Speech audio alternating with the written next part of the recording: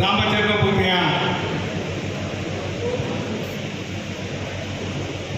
ಹೋರಾಟದಲ್ಲಿ ಇಡೀ ಭಾರತ ದೇಶದ ಮಹಾಜನತೆಯ ಮನಸ್ಸನ್ನು ಗೆದ್ದು ರಾಷ್ಟ್ರದಲ್ಲಿ ಭಾರತೀಯ ಜನತಾ ಪಕ್ಷವನ್ನು ಸರ್ಕಾರವನ್ನು ತರಬೇಕು ಅನ್ನುವ ಮನೋದೃಷ್ಟಿಯಿಂದ ನಮ್ಮೆಲ್ಲರ ನೆಚ್ಚಿನ ನಾಯಕರು, ರಾಷ್ಟ್ರದ ಉಪ ಪ್ರಧಾನಿಗಳು,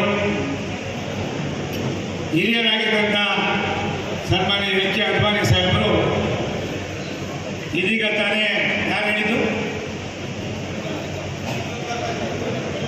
ಲಿಂಗಪ್ಪನವರು ಹೇಳಿದ್ರು, ಅವರು ಸರಿ ಇದೆ ನೋಡಿಕೊಂಡ್ರು.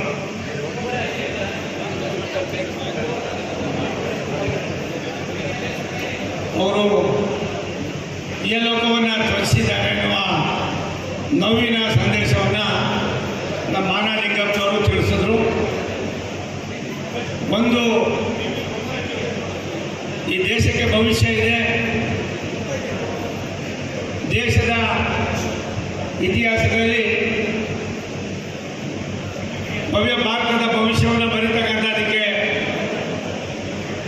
ನಮ್ಮೆಲ್ಲರ ನಾಯಕರು, ರಾಷ್ಟ್ರದ ಪ್ರಧಾನಿಗಳಾದ ನರೇಂದ್ರ ಮೋದಿಯವರನ್ನು ತಾವೇ ಸ್ವತಃ ಗುಜರಾತಿನ ಮುಖ್ಯಮಂತ್ರಿಯಾಗಿ ಮಾಡಿ 3 ಬಾರಿ ಪ್ರಧಾನಿಯಾಗಿ 3 ಬಾರಿ ಮುಖ್ಯಮಂತ್ರಿಯಾಗಿ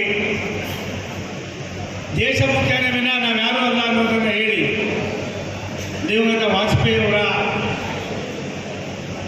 ಸಂಪುಟದಲ್ಲಿ ಉಪ ಪ್ರಧಾನಿಗಳಾಗಿ ಕೆಲಸ ಮಾಡಿರ್ತಕ್ಕಂಥ ನಮ್ಮೆಲ್ಲರ ಧೀಮಂತ ನಾಯಕರು, ವಿಶ್ವದ ಭೂಪಟದಲ್ಲಿ ಭಾರತೀಯರ ಸ್ವಾಭಿಮಾನವನ್ನು,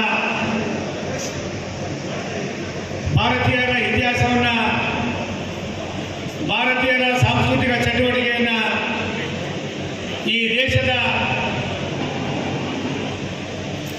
ಎಲ್ಲರ ಬಗ್ಗೆಯೂ ಕೂಡ ಕನ್ಸರ್ನ್ ಆಗಿದ್ದಂಥ ಅದ್ವಾನಿ ಸಾಹೇಬರ ಮುಂದೆ ಇಲ್ಲ.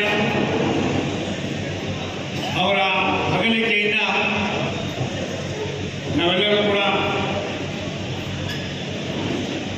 ಒಬ್ಬ ಮಹಾನ್ ನಾಯಕನನ್ನ, ವಿಶ್ವ ನಾಯಕನನ್ನ, ನಮ್ಮ ಪಕ್ಷದ ನೇತಾರರನ್ನ, ಭವಿಷ್ಯದ ಭಾರತದ ನೇತಾರರನ್ನ ನಾವು ಕಳ್ಕೊಂಡಿದ್ದೇವೆ. ಇವಾಗ ತಾನೇ ಮಾಹಿತಿಯನ್ನು ನಮ್ಮ ಲಿಂಗಪ್ಪನವರು ಹೇಳಿದ್ದಾರೆ. ಗೊತ್ತಾದ ಮೇಲೂ ಕೂಡ ಮಾತನಾಡ್ತಕ್ಕಂಥದ್ದು ಸರಿ ಇಲ್ಲ ಅನ್ನುವ ಭಾವನೆಯನ್ನು ವ್ಯಕ್ತಪಡಿಸ್ತಾ ಇನ್ನೊಂದು ಬಾರಿ ನಿಮ್ಮ ಎಲ್ಲ ಹಳ್ಳಿಗಳಿಗೆ, ಗ್ರಾಮ ಪಂಚಾಯಿತಿಗಳಿಗೆ, ಗ್ರಾಮಗಳಿಗೆ, ವಿಶೇಷವಾಗಿ ಗುಬ್ಬಿ ತಾಲೂಕಿನ 26